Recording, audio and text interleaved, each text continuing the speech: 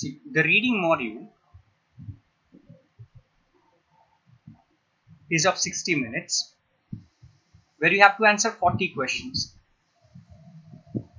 And unlike the listening module, you do not have any transfer time over here. Okay, transfer time means in the listening module, what happens at the end of the test, you get 10 minutes of time to transfer your answer to the actual answer sheet. Okay, which we'll see later when we do the listening module, which is after this. But for now, just understand that as soon as you find your answers, you need to write the answers in the answer sheet directly. Do not have any transfer time. So in 60 minutes, you will have to answer 40 questions.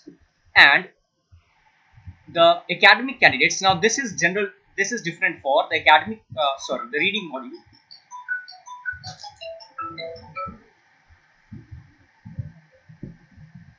The reading module is different for academic and general training candidates. So for academic candidates, they need to read 3 passages, whereas the general training candidates need to read 5 passages.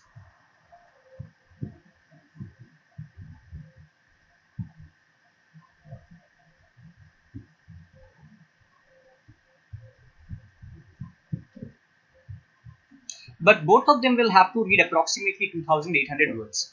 Okay, so you have to read 2800 words and then answer 40 questions.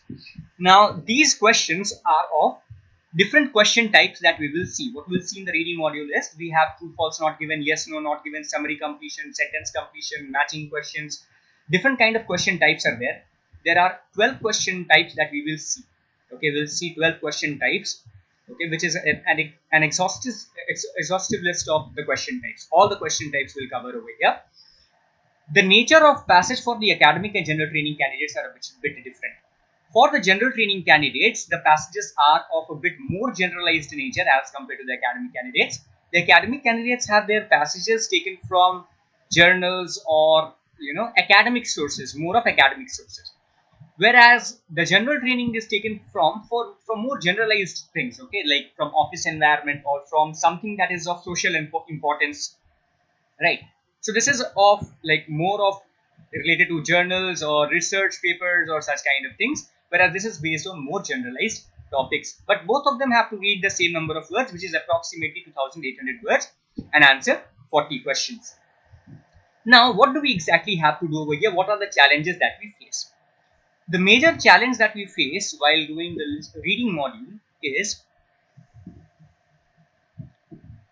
that the answers are paraphrased. What is the meaning of paraphrasing? See, the important thing is that what you will find that there are questions. In the questions, they will use such words which will be very different from the words used in the passage. For example, if in the passage it is written most important, let's say, the most important feature of something is something. The most important feature of X is Y. So instead of most important, the word used in the passage is most important. Now in the question, you may find words such as remarkable, significant,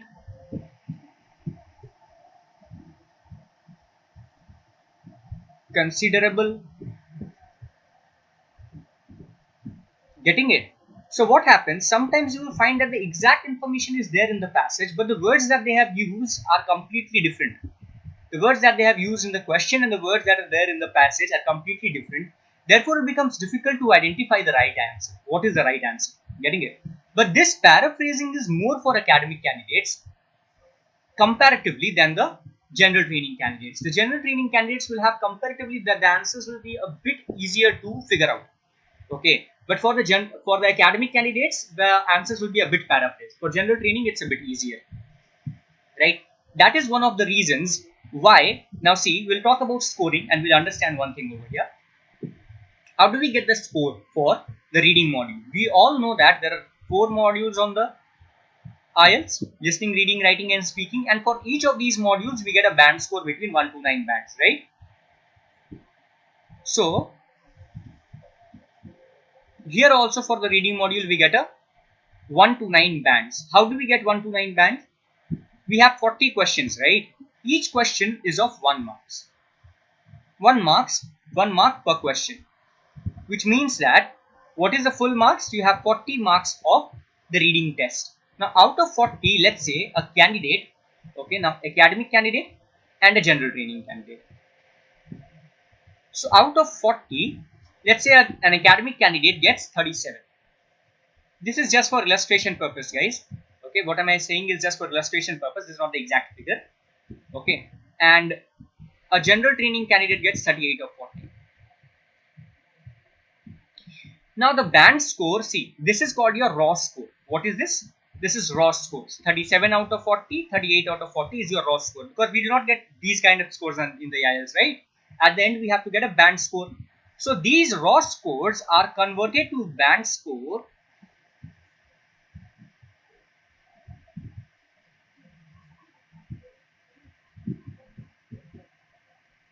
using what is known as reading band conversion table. Okay, there is something which is known as reading band conversion table. So your raw score is converted to band score referring to this table. Now how does this table look like? Here what you have is, see, like 39, 40 is 9 bands, 37, 38 is 8.5 bands. Okay, so your raw score is converted to band score. But now understand this thing. A general training candidate will have to get more number of questions, more number of answers correct in order to get the same band score as that of an academic candidate. Getting it? Let's say if by getting 37 answers correct, an academic candidate gets 7.5 bands, then to get the same 7.5 bands, a general training candidate may have to score 38 answers correct. So to get the same band score, general training candidates will have to get more number of answers correct. Getting it? Because the overall paper for the general training candidates is a bit easier as compared to the academic candidates.